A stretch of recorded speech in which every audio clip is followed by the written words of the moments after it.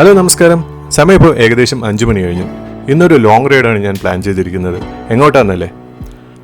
ഈ സ്ഥലത്തെ പറ്റി പറയുകയാണെങ്കിൽ കർണാടക, തമിഴ്നാട് സംസ്ഥാനങ്ങളുമായി അതിർത്തി പങ്കിടുന്ന കേരളത്തിലെ ഒരു ജില്ലയാണ്. സമുദ്രനിരപ്പിൽ നിന്നും 700-നും 2700 മീറ്ററിനും ഇടയിൽ ഉയരത്തിൽ സ്ഥിതി ചെയ്യുന്ന മനോഹരമായ ഒരു പീഠഭൂമി. സിമ്പിളായിട്ട് പറഞ്ഞാൽ നമ്മുടെ വയനാട്. വയനാട്ടിലേക്കാണ് ഇന്ന് നമ്മുടെ യാത്ര. അതിൻ്റെ കാഴ്ചകളും വിശേഷങ്ങളുമാണ് ഇന്നത്തെ ഈ വ്ളോഗിൽ. ട്രിപ്പ് ആൻഡ് ടെക് സ്റ്റോറീസിൻ്റെ മറ്റൊരു വീഡിയോയിലേക്ക് എല്ലാവർക്കും സ്വാഗതം. ഇപ്പോൾ ഏകദേശം 1 മണിക്കൂറാവും വീട്ടിൽ നിന്ന് ഇറങ്ങിയിട്ട്.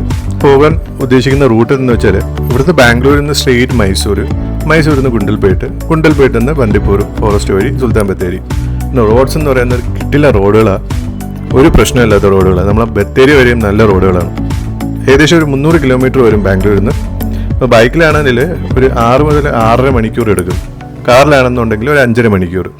സോ ഈ ഒരു ടൈം ഡിഫറൻസ് വരാനുള്ള കാരണം മൈസൂർ ഹൈവേ ഉള്ളതുകൊണ്ടാണ്. കാറ്, ബസ്, ലോറി ഇങ്ങനെയുള്ള വലിയ വണ്ടികൾ ടോള് കൊടുത്ത് മൈസൂർ എക്സ്പ്രസ് വഴി പോവാം.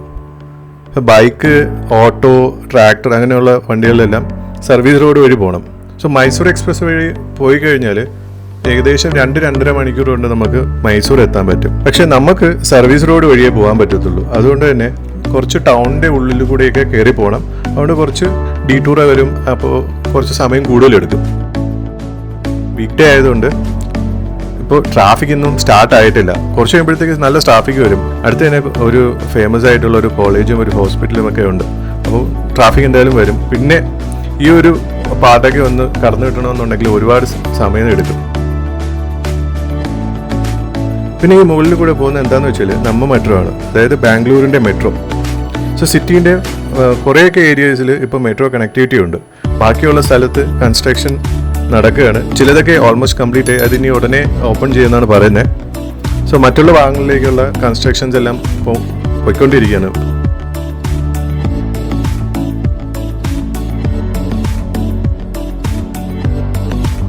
ആ കാണുന്നതാണ് മൈസൂർ എക്സ്പ്രസ് ഹൈവേ. പക്ഷേ നമ്മൾ ഈ സർവീസ് റോഡ് വഴിയാണ് പോകുന്നത്. റീസൺ ഞാൻ നേരത്തെ പറഞ്ഞതാണ്. പിന്നെ റോഡ് ഒരു രക്ഷയില്ല, നല്ല റോഡാണ്. ഇടയ്ക്കിടയ്ക്ക് ഹമ്പുകളുണ്ട്. അതൊന്നല്ലാതെ വേറെ ഒരു പ്രശ്നവുമില്ല ഈ റോഡിൽ.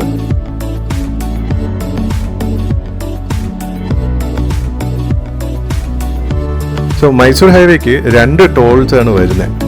ഒന്ന് ബാംഗ്ലൂരിൻ്റെ സ്റ്റാർട്ടിങ്ങിലും മറ്റേത് മൈസൂർ എത്തുന്നതിന് മുമ്പേ.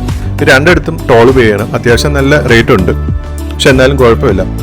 ഈ റോഡിൽ ഏകദേശം എനിക്കൊന്ന് 100 ആണ് മാക്സിമം സ്പീഡ് ലിമിറ്റ് വെച്ചേക്കുന്നത്. ഈ ഓട്ടോസും ബൈക്സ് ഒന്നും ഇല്ലാത്തതുകൊണ്ട് നല്ല സ്മൂത്ത് ആയിട്ട് പോവുകയും ചെയ്യാം. നമ്മൾ ബൈക്കിലായതുകൊണ്ട് ഈ സർവീസ് റോഡ് വഴി അങ്ങ് പോകും.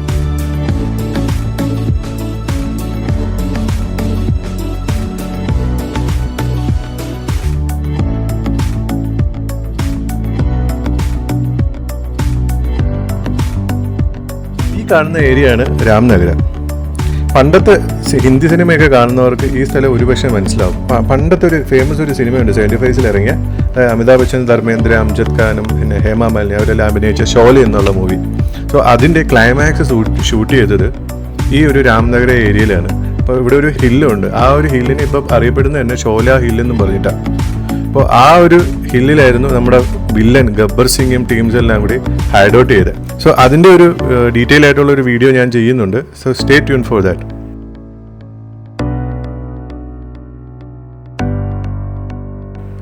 ഞാൻ നേരത്തെ പറഞ്ഞ പോലെ ഒരു ഡീറ്റൂർ ആയപ്പോൾ എടുത്തിരിക്കുന്നത് മാണ്ടി എന്ന ടൗണിൽ കൂടിയാണ് ഇപ്പോൾ പൊയ്ക്കൊണ്ടിരിക്കുന്നത്. അപ്പോൾ പുതിയ മൈസൂർ ഹൈവേ വരുന്നതിന് മുമ്പേ മിക്കപ്പോഴും നല്ല ട്രാഫിക് ആയിരുന്നു ഇതുവഴി പോകുമ്പോഴത്തേക്കും. പ്രത്യേകിച്ച് നമ്മൾ തിരിച്ച് റിട്ടേണൊക്കെ വരുമ്പോഴത്തേക്കും സാറ്റർഡേ സൺഡേ ഒക്കെ തിരിച്ച് വരുമ്പോഴത്തേക്കും ഒരുപാട് നേരം ഈ ഒരു ട്രാഫിക്കിൽ സ്റ്റക്കായിട്ടുണ്ട് നമ്മൾ.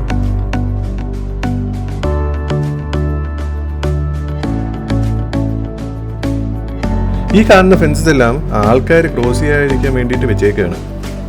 ഇത് ഹൈവേൻ്റെ മാക്സിമം സ്പീഡ് ലിമിറ്റ് എന്ന് പറയുന്നത് 100 ആണ്. അപ്പുറത്തും ഇപ്പുറത്തും ഒരുപാട് ആൾക്കാർ താമസിക്കുന്നുണ്ട്. അപ്പോൾ അവർക്ക് പശുക്കളും ആടും അങ്ങനെയുള്ള കുറേ കാര്യങ്ങളുണ്ട്. അപ്പോൾ നമ്മൾ നോർമൽ ഹൈവേയിൽ എന്താണെന്ന് വെച്ച് കഴിഞ്ഞാൽ ഇവർ അപ്പുറത്തുനിന്ന് ഇപ്പുറത്തേക്ക് പശുക്കളെയും ഇതിനെയൊക്കെ കൊണ്ട് പെട്ടെന്ന് ക്രോസ് ചെയ്യും. അപ്പോൾ അത് അപകടങ്ങൾക്ക് കാരണമാവും. പ്രത്യേകിച്ച് ഇങ്ങനെയുള്ളൊരു ഹൈവേയിൽ ആ അപകടങ്ങൾ കുറയ്ക്കാൻ വേണ്ടിയിട്ടാണ് അവർ ഒരു ഫെൻസസ് വെച്ചേക്കുന്നത്. പക്ഷെ ഈ ഒരു ഫെൻസസ് വെച്ചിട്ടും അപകടങ്ങൾ നടക്കുന്നുണ്ട്, ഇല്ലയെന്നല്ല. സോ അതൊന്ന് കുറയ്ക്കാൻ വേണ്ടിയിട്ട് ഇപ്പോൾ ഒരുപാട് റഡാർസും ക്യാമറാസും എല്ലാം ഇപ്പോൾ ഫിക്സ് ചെയ്തിട്ടുണ്ട്.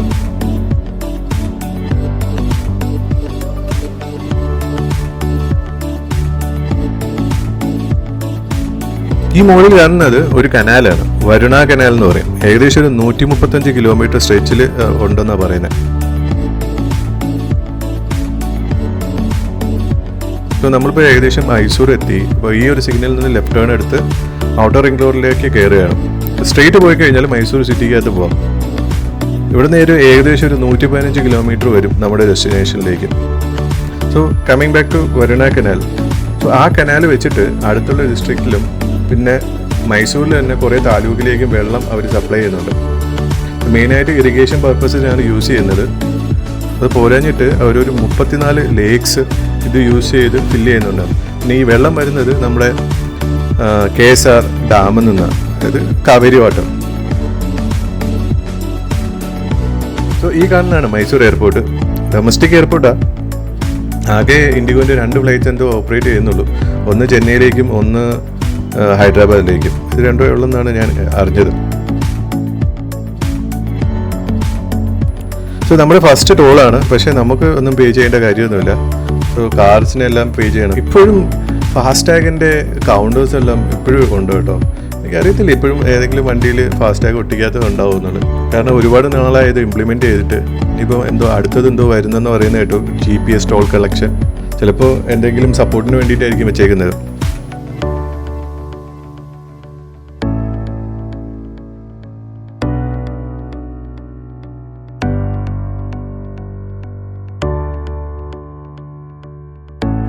സോ ഒരു കാറും ഒരു ലോറിയും തമ്മിൽ എന്തോ ചെറുതായിട്ട് ആക്സിഡൻ്റ് ആയി. അതാണ് സ്ലോ ആയത്.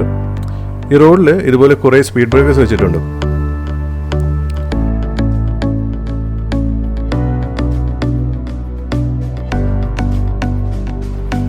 വരുന്നത് നമ്മുടെ KSRTC ആണ്. ബാംഗ്ലൂർ സർവീസാണെന്ന് തോന്നുന്നു. വരുന്ന വരക്കം കണ്ടപ്പോൾ ജഗതിയിലെ ഒരു ഡയലോഗാണ് എനിക്ക് ഓർമ്മ വന്നത്. രായവൻ എന്ത് ക്യൂ, വഴി ഒരുകിട എന്നുള്ള ഒരു രീതിയിലാണ് വണ്ടി വരുന്നത്. ആക്ച്വലി ഓവർടേക്ക് ചെയ്തുകൂടാത്ത വരെയാണ് ഈ റോഡിലുള്ളത്. പക്ഷേ ലാസ്റ്റ് മിനിറ്റ് ഓവർടേക്ക് ചെയ്തുകൊണ്ടാവാം എന്തായാലും എന്നെ സൈഡാക്കിയിട്ട് അങ്ങ് പോയി.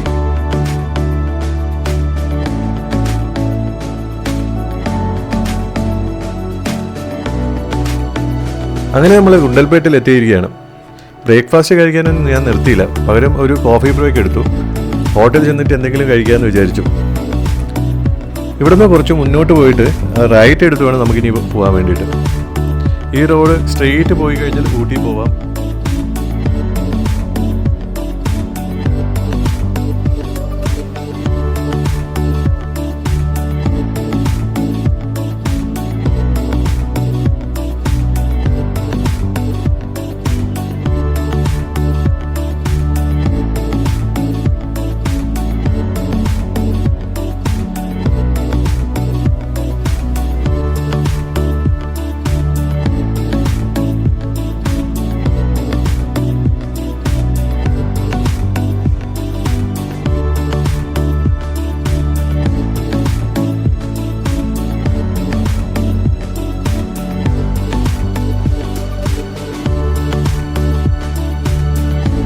ഇപ്പോൾ നമ്മൾ വയനാട് റോഡിലാണ്. ഈ റോഡും ടോൾ റോഡാണ്. മുമ്പോട്ട് പോകുമ്പോഴത്തേക്കും 2 വശത്തും ഇഷ്ടം പോലെ കൃഷി ചെയ്യുന്നത് കാണാം. മെയിനായിട്ട് ഇഞ്ചി കൃഷിയാണ് എന്നാണ് ഞാൻ അറിഞ്ഞത്. ഒരുപാട് മലയാളികൾ ഇവിടെ വന്ന് സ്ഥലമെല്ലാം പാട്ടത്തിനെടുത്ത് കൃഷി ചെയ്യുന്നുണ്ട്. ഇടയ്ക്ക് കുറച്ച് സൂര്യകാന്തി പാടങ്ങളും ഉണ്ട്. ഫോട്ടോ എടുക്കാനൊക്കെ പറ്റും, പക്ഷേ അവിടെ നിൽക്കുന്ന ആൾക്കാർക്ക് കുറച്ച് പൈസ കൊടുക്കണം.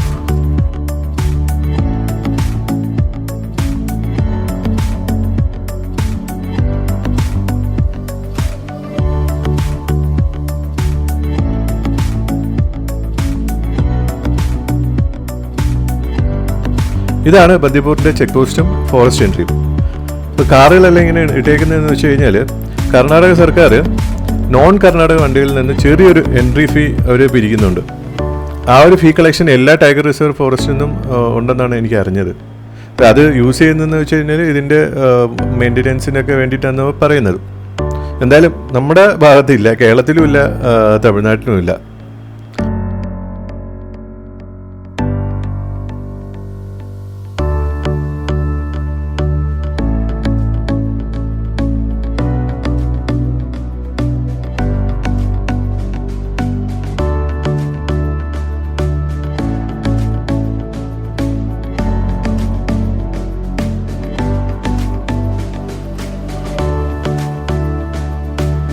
ലെഫ്റ്റ് സൈഡിൽ കുറച്ച് മാങ്കൂട്ടം ഉണ്ടായിരുന്നു.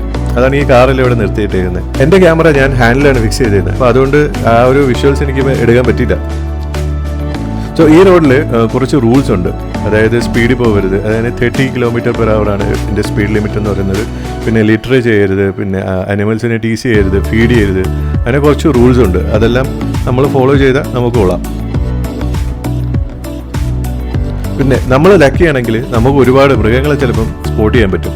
അതായത് മാൻ, ആന, കുരങ്ങ്, മയിൽ, അങ്ങനെ കുറച്ചുണ്ട്. പിന്നെ കടുവയൊക്കെ ഉണ്ട് ഈ കാട്ടിൽ. പക്ഷേ എപ്പോഴും ഒന്നും പുറത്ത് വരത്തില്ല. പുറത്ത് വന്നു കഴിഞ്ഞാൽ നമുക്ക് പണിയും കിട്ടും. കാരണം പ്രത്യേകിച്ച് ബൈക്കേഴ്സിനാണ് അത് ചിലപ്പോൾ പണിയാവുന്നത്.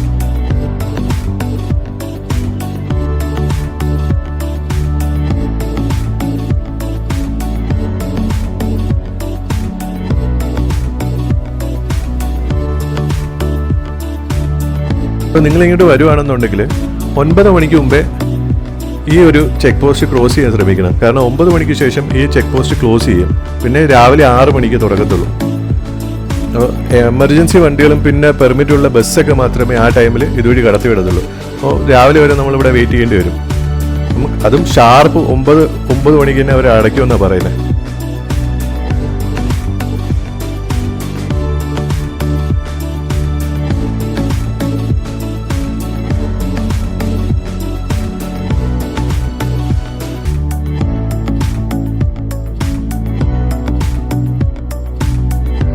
നിങ്ങൾക്ക് ടൈം ഉണ്ടെങ്കിൽ അതിരാവിലെ ഈ ഒരു റൂട്ട് ട്രൈ ചെയ്യുന്നത് ബെറ്റർ ആയിരിക്കും. കാരണം അതിരാവിലെ കുറച്ച് മിസ്റ്റേക്കുള്ള സമയത്ത് ഈ റൂട്ട് വഴി വണ്ടി ഓടിക്കാൻ ഭയങ്കര ഒരു ഫീലാണ്. 30 km സ്പീഡിൽ എന്തായാലും പോകാൻ പറ്റത്തുള്ളൂ. ഒരു പതുക്കെ നല്ല കാം ആൻഡ് കൂളായിട്ട് നമുക്ക് ഇതുവഴി ഇങ്ങനെ പോവാം.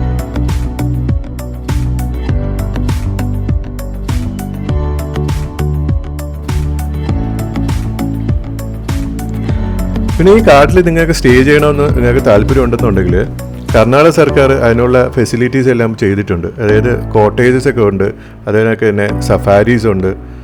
അവരുടെ ഓൺലൈൻ ഒരു വെബ്സൈറ്റ് തന്നെ ഉണ്ട് കോട്ടേജസ് ബുക്ക് ചെയ്യാൻ വേണ്ടിയിട്ട്. കോട്ടേജസും സഫാരി നമുക്ക് അതിനകത്ത് ബുക്ക് ചെയ്യാം. റീസണബിൾ റേറ്റ് ആണെന്നാണ് അറിഞ്ഞത്. നിങ്ങൾക്ക് വൈകുന്നേരം ഇതിനകത്തൂടെയൊക്കെ സഞ്ചരിക്കാനും എല്ലാം പറ്റും. പിന്നെ ഫോട്ടോസ് എടുക്കാം, വീഡിയോസ് എടുക്കാം. അല്ലാന്നുണ്ടെങ്കിൽ നമ്മളിപ്പോൾ എല്ലായിടത്തുനിന്നും വണ്ടി നിർത്തിയൊന്നും ഫോട്ടോ ഒന്നും എടുക്കാൻ അവർ സമ്മതിക്കത്തില്ല. അത് അങ്ങനെ കണ്ടു കഴിഞ്ഞാൽ അവർ ഫൈൻ ഓടിക്കും.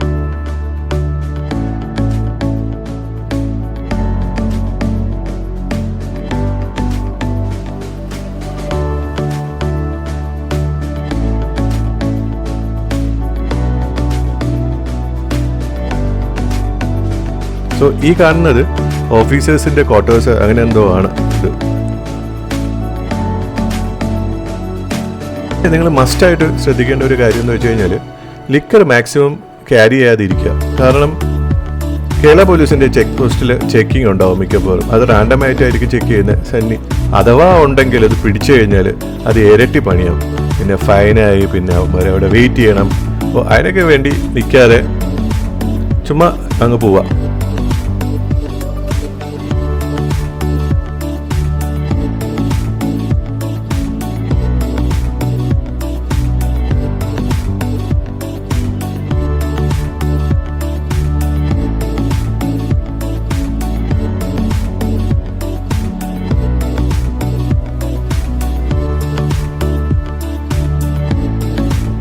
അതുപോലെ തന്നെ ഈ റോഡിൽ ഇൻ്റർസെപ്റ്റേഴ്സും ഉണ്ട്. അതായത് നമ്മൾ സ്പീഡ് ചെക്ക് ചെയ്യാൻ വേണ്ടിയിട്ട് ഇടയ്ക്ക് അവർ ഒളിച്ചിരുന്ന് നോക്കുന്നുണ്ട് ഇൻ്റർസെപ്റ്റർ വെച്ചിട്ട്. സോ അതും ഒന്ന് ശ്രദ്ധിക്കാം.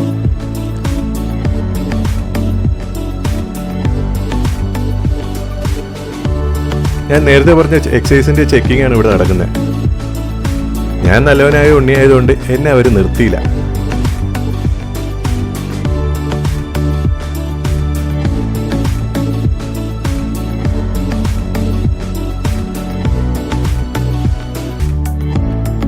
അങ്ങനെ നമ്മളെ ഡെസ്റ്റിനേഷൻ എത്തിയിരിക്കുകയാണ് സുൽത്താൻ ബത്തേരിയിൽ. ഏകദേശം ഒരു 12 മണിയായപ്പോൾ. സോ സുൽത്താൻ ബത്തേരിക്ക് ഒരു പ്രത്യേകത ഉണ്ട്. എന്താണെന്നറിയോ? അതായത് നമ്മൾ കേരളത്തിലെ one of the cleanest city എന്നറിയപ്പെടുന്നത് സുൽത്താൻ ബത്തേരിയാണ്. ആ ഫുട്പാത്തിൻ്റെ റെയിലൊക്കെ കണ്ടോ ഒരു ചെടിച്ചട്ടികൾ വെച്ചേക്കട്ടെ.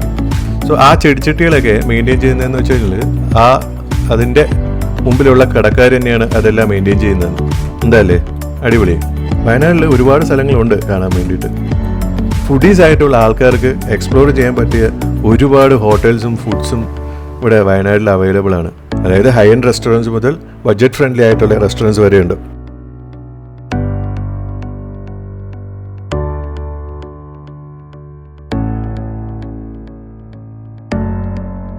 സോ ആദ്യത്തെ ദിവസത്തെ സ്റ്റേ ഞാൻ എവിടെയാണ് ബുക്ക് ചെയ്തിരിക്കുന്നത്, അതായത് KTDCൻ്റെ പെപ്പർ ഗ്രോവ്. ബഡ്ജറ്റ് ഫ്രണ്ട്ലി ഹോട്ടലാണ്. ഒരു പഴയ ഒരു തറവാടിൻ്റെ സ്റ്റൈലിലാണ് ഇത് പണിതിരിക്കുന്നത്.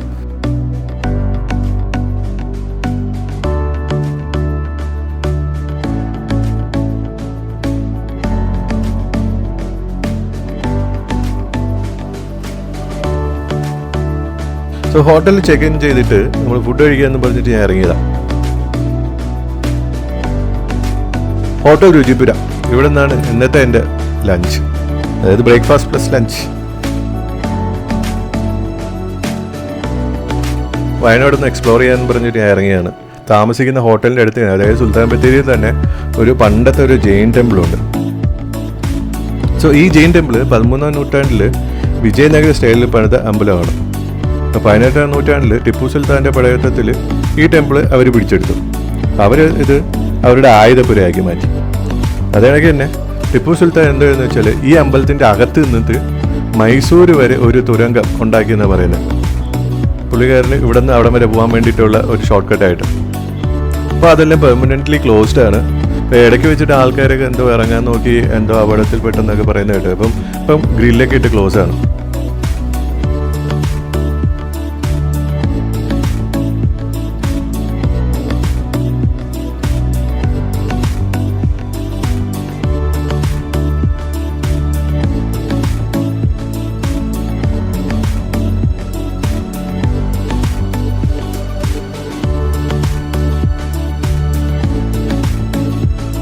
ഇതാണ് ഇതിൻ്റെ എൻട്രൻസ്. ഇപ്പോൾ നമുക്ക് ഇവിടം വരെ മാത്രമേ പോകാൻ പറ്റത്തുള്ളൂ, അകത്തേക്ക് പോകാൻ പറ്റത്തില്ല. ഓൾറെഡി ഗ്രില്ലൊക്കെ ഇട്ട് ക്ലോസ് ചെയ്ത് വെച്ചേക്കാണ്.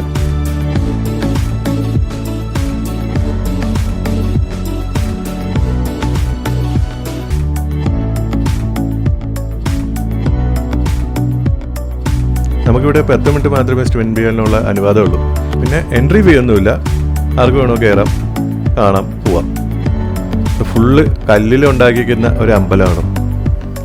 അമ്പലമാണെങ്കിലും ഇപ്പോൾ അങ്ങനെ പൂജകളോ അങ്ങനെയുള്ള ഒരു കാര്യങ്ങളൊന്നും ഇല്ല. ഇപ്പോൾ ഈ സുൽത്താൻ ബത്തേരി എന്ന് പേര് വരാൻ കാരണം തന്നെ ഈ ഒരു അമ്പലമാണ്. അതായത് സുൽത്താൻസ് ബത്തേരി എന്നുള്ളവരാണ് അവസാനം സുൽത്താൻ ബത്തേരി ആയി മാറിയത്.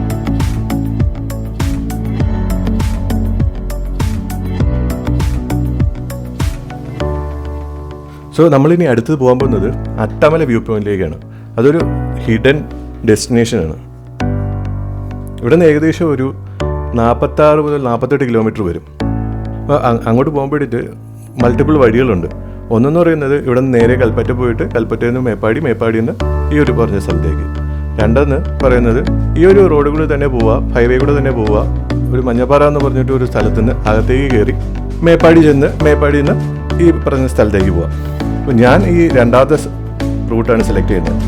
അത് കാരണം ഈ ഒരു റൂട്ട് കുറച്ച് സീനിക്കാണ്. അധികം വണ്ടികളൊന്നുമില്ല, നല്ലൊരു തേയിലത്തോട്ടമുണ്ട്. അപ്പോൾ അതിൻ്റെ അകത്തൂടെ നല്ല കാമായിട്ട് വണ്ടി ഓടിച്ച് പോകാൻ പറ്റും.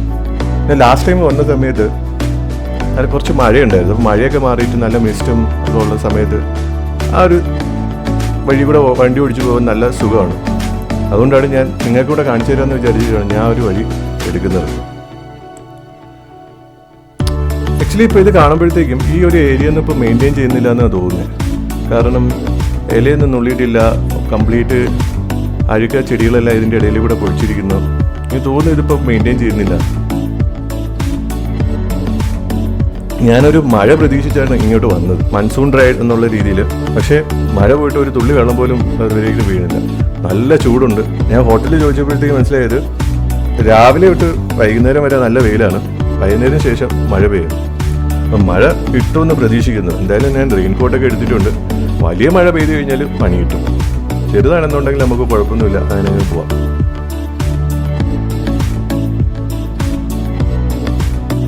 അതേനൊക്കെ തന്നെ ഈ പോകുന്ന വഴിയിൽ കുറേ അട്രാക്ഷൻസ് ഉണ്ട്. അതായത് വേറെ കുറച്ച് കാര്യങ്ങളൊക്കെ ചെയ്യാൻ പറ്റും. അതായത് ഒന്നെന്ന് പറയുമ്പോഴത്തേക്കും നമ്മുടെ ബോച്ചേൻ്റെ 1000 ഏക്കറിൽ കുറച്ച് സ്വിങ്ങും ആ ഒരു അങ്ങനെയുള്ള പരിപാടികളെല്ലാം ഉണ്ട്. അത് കഴിഞ്ഞ് മുമ്പോട്ട് പോകുമ്പോഴത്തേക്കും 900 കണ്ടി എന്ന് പറഞ്ഞിട്ട് ഒരു സ്ഥലമുണ്ട്. ആ ഒരു സ്ഥലത്തെ പ്രത്യേകത എന്ന് വെച്ചാൽ അവിടെ ഒരു ഗ്ലാസ് ബ്രിഡ്ജ് ഉണ്ട്. അപ്പം വയനാട്ടിൽ ആദ്യത്തെ ഗ്ലാസ് ബ്രിഡ്ജ് അവിടെയായിരുന്നു. അവിടെ ഒരു സ്വിങ്ങും ഉണ്ട്. അതൊക്കെ എക്സ്പീരിയൻസ് ചെയ്യാം. അത് കഴിഞ്ഞ് മുമ്പോട്ട് ചെല്ലുമ്പോഴത്തേക്കും ലോങ്ങസ്റ്റ് സിപ്പ് ലൈൻ എന്നും പറഞ്ഞ ഒരെണ്ണമുണ്ട്. ആ സിപ്പ് ലൈനിൽ സൈക്കിളും ഉണ്ട്, അല്ലാതെ നമ്മൾ നോർമലായിട്ടുള്ള ആൾക്കാർക്ക് ഇങ്ങനെ സ്ലൈഡ് ചെയ്ത് പോകുന്ന സാധനമുണ്ട്.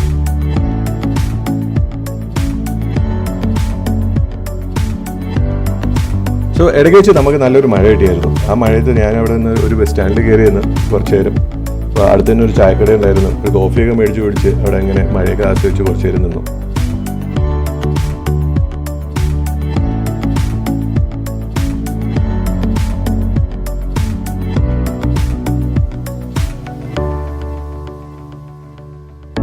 ഈ കാണുന്നത് റിപ്പൻ്റെ ടീ എസ്റ്റേറ്റ് ആണ്.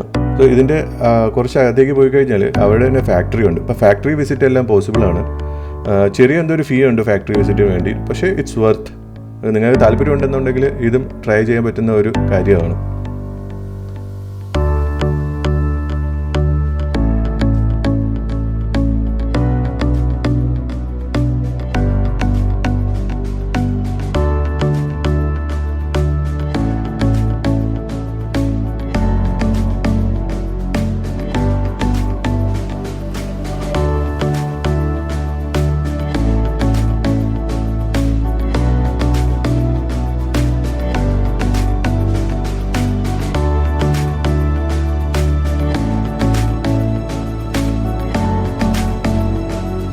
ഈ കിടക്കുന്ന ജീപ്പുകളെല്ലാം 900 കണ്ടിയിലേക്ക് പോകാൻ വേണ്ടിയിട്ട് ഇട്ടേക്കുന്നതാണ്.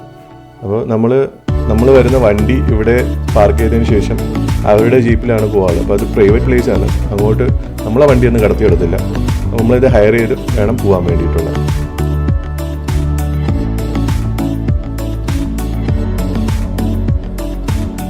സോ ഈ കാണുന്നതാണ് ഞാൻ പറഞ്ഞ സിപ്പ് ലൈൻ. ഞാനെന്തായാലും ഇതൊന്നും ട്രൈ ചെയ്യുന്നില്ല. ഞാൻ നേരെ അട്ടമല വ്യൂ പോയിന്റ് കാണാൻ വേണ്ടി പോവാണ്. അപ്പോൾ ഇതൊക്കെ എക്സ്പീരിയൻസ് ചെയ്യണമെന്നുണ്ടെങ്കിലും നിങ്ങൾ നേരത്തെ വരുന്നതായിരിക്കും നല്ലത്. അതായത് രാവിലെ വരുന്നതായിരിക്കും നല്ലത്. സോ വീക്കെൻഡ്സിലൊക്കെ നല്ല തിരക്കുണ്ടാവും. അപ്പോൾ രാവിലെ വന്നു കഴിഞ്ഞാൽ പെട്ടെന്ന് ചെയ്തിട്ട് പോകാൻ പറ്റും. ഇല്ലാന്നുണ്ടെങ്കിൽ ഒരുപാട് സമയം നിങ്ങൾ വെയിറ്റ് ചെയ്യേണ്ടി വരും. അതേണൊക്കെ തന്നെ മഴയും ഇടിമിന്നലൊക്കെ വന്നു കഴിഞ്ഞാൽ അവർ നിർത്തും. പിന്നെ ചിലപ്പോൾ അവർ കണ്ടിന്യൂ ചെയ്യും മഴയൊക്കെ തീർന്നതിന് ശേഷം, അല്ലെങ്കിൽ അന്നത്തേക്കുള്ള അവർ ആക്ടിവിറ്റീസ് സ്റ്റോപ്പ് ചെയ്യും.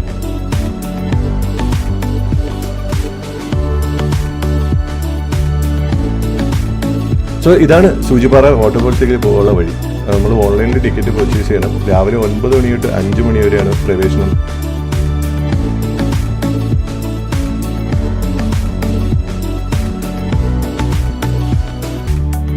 ഇതാണ് ചൂരമല ടൗൺ. അട്ടമല വ്യൂ പോയിന്റിന്റെ ബേസ് ആണ്. ഈ അട്ടമല ഇരിക്കുന്നത് ഒരു പ്രൈവറ്റ് പ്രോപ്പർട്ടിയിലാണ്.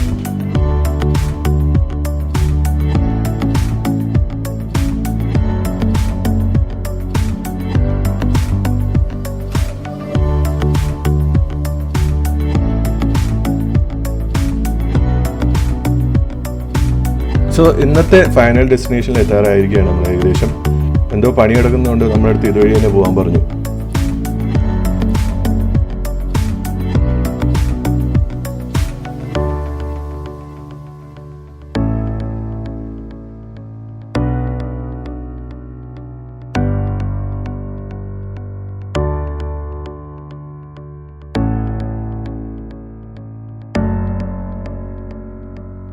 സോ 900 കണ്ടിയിലെ പോലെ തന്നെ ഇവിടെയും ഒരു പ്രൈവറ്റ് പ്രോപ്പർട്ടി ആയതുകൊണ്ട് നമ്മൾ ജീപ്പ് ഹയർ ചെയ്ത് വേണം പോകാനുള്ളത്. പുതിയൊരു അട്രാക്ഷനായ ഗ്ലാസ് ബ്രിഡ്ജ് ഉണ്ട് അവിടെ. കേരളത്തിലെ തന്നെ അല്ലെങ്കിൽ ഇന്ത്യയിലെ തന്നെ ആദ്യത്തെ ഡിജിറ്റൽ ഗ്ലാസ് ബ്രിഡ്ജ് എന്നാണ് പറയപ്പെടുന്നത്. അപ്പോൾ അതും വേണമെങ്കിൽ കാണാം. അതിന് 300 രൂപയാണ് ടിക്കറ്റ് ചാർജ്. പിന്നെ അട്ടമല വ്യൂ പോയിന്റിലേക്ക് പോകാൻ വേണ്ടിയിട്ട് വേറെ ഒരു ചെറിയൊരു ഫീ ഉണ്ട്.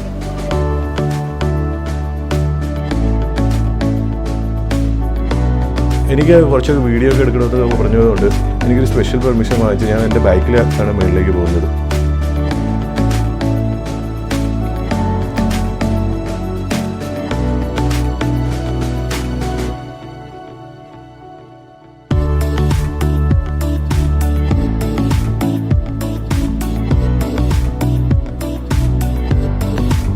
ഈ ജീപ്പ് എല്ലാം ഇവിടം വരെ വരത്തുള്ളൂ. അവിടെ നിന്ന് പിന്നെ നമ്മൾ കുറച്ച് മുമ്പോട്ട് ട്രക്ക് ചെയ്ത് വേണം പോകാനുള്ളത്. അധികം ദൂരമൊന്നുമില്ല, കുറച്ചേ ഉള്ളൂ.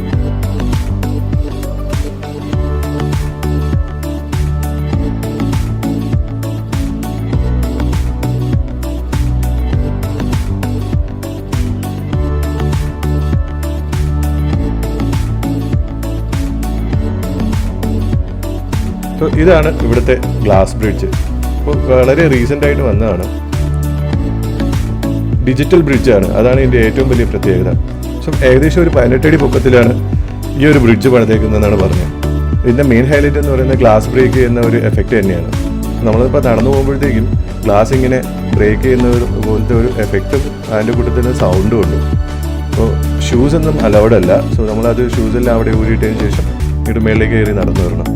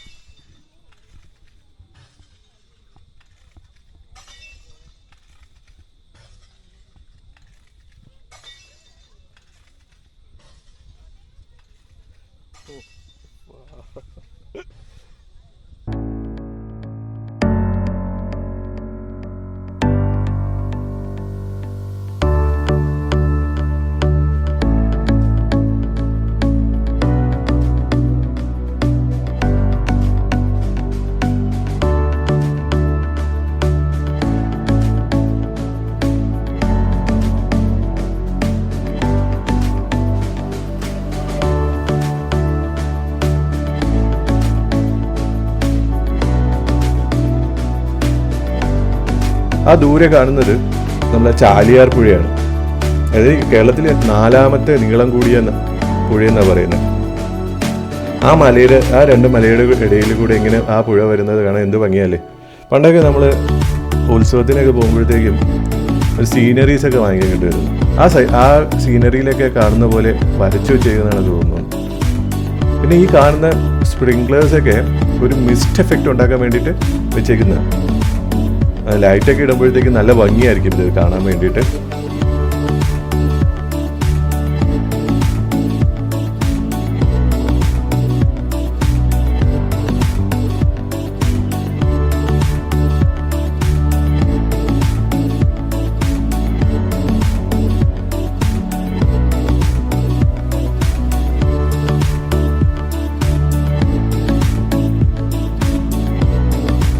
സോ അങ്ങനെ നമ്മൾ ഗ്ലാസ് ബ്രിഡ്ജ് കണ്ടതിന് ശേഷം മേളിലേക്ക് നടക്കുക.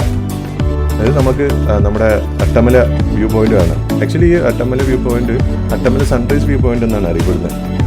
അപ്പോൾ രാവിലെ നിങ്ങൾക്ക് വരാൻ പറ്റുമെന്നുണ്ടെങ്കിൽ നല്ല അടിപൊളി സൺറൈസ് നിങ്ങൾക്ക് കാണാൻ പറ്റും. രാവിലെ 6 മണിക്കൊക്കെ ഇവിടെ എത്താൻ പറ്റുമെന്നുണ്ടെങ്കിൽ നല്ലതായിരിക്കും.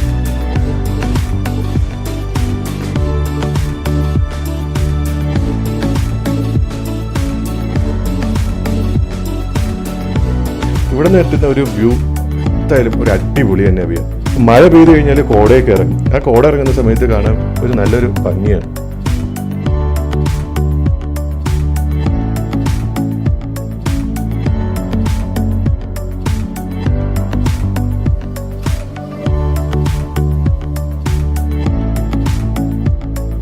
കുറച്ചും കൂടി മേളിലോട്ട് കയറി കഴിഞ്ഞാൽ ഒരു ഏർമാട കണക്കത്തെ ഒരു സംഭവം ചെയ്തു വെച്ചിട്ടുണ്ട്. അതിനകത്ത് കയറി കഴിഞ്ഞാൽ നമുക്ക് ഈ 360 വ്യൂ കിട്ടും.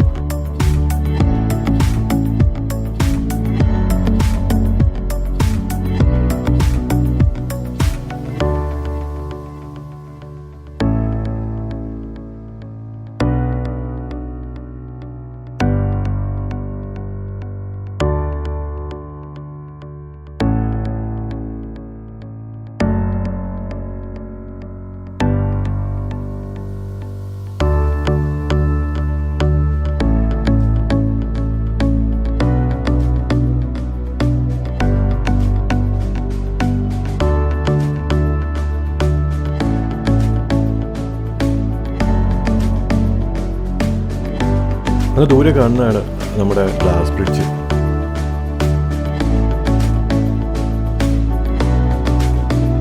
ഈ ഒരു വ്യൂസൊക്കെ ഉണ്ടല്ലോ, ഈ ഒരു ക്യാമറയിൽ അല്ലെങ്കിൽ ഒരു വീഡിയോ ആയിട്ട് കാണുന്നതിന് പകരം നമ്മൾ നേരിട്ട് കാണുമ്പോഴത്തേക്കും അതൊരു ഡിഫറെൻറ്റ് ഫീൽ തന്നെയാണ്. സോ നിങ്ങൾക്ക് ടൈം ഉണ്ടെങ്കിൽ ഇവിടേക്ക് വരിക, ഈ വ്യൂസൊക്കെ ഒന്ന് കാണുക.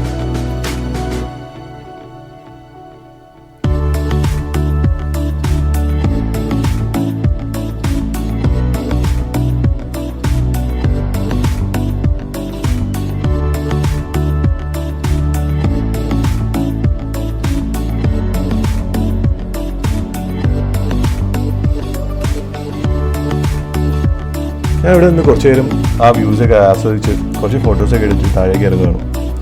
ഇതാണ് നമ്മൾ ഗ്ലാസ് ബ്രിഡ്ജിൻ്റെ നൈറ്റിലത്തെ ഒരു വ്യൂ. നല്ലപോലെ ലൈറ്റെല്ലാം ഇട്ടിട്ടുണ്ട്, കാണാൻ നല്ല ഭംഗിയുണ്ട്.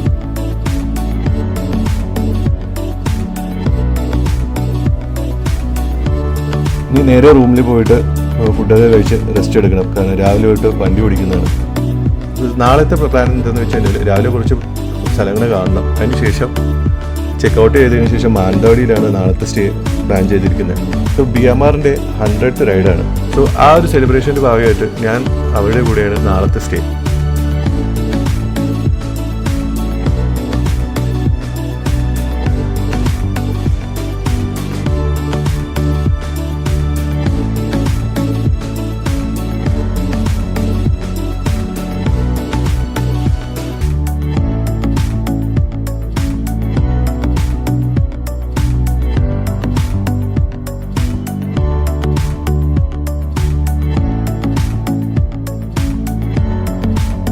നല്ല മഞ്ഞിറങ്ങിയിട്ടുണ്ട്. ഈ ഒരു മഞ്ഞിലൂടെ വണ്ടി ഓടിക്കണമെന്ന് എനിക്ക് ഭയങ്കര ആഗ്രഹമായിരുന്നു. എന്തായാലും ആ ആഗ്രഹം നടന്നു.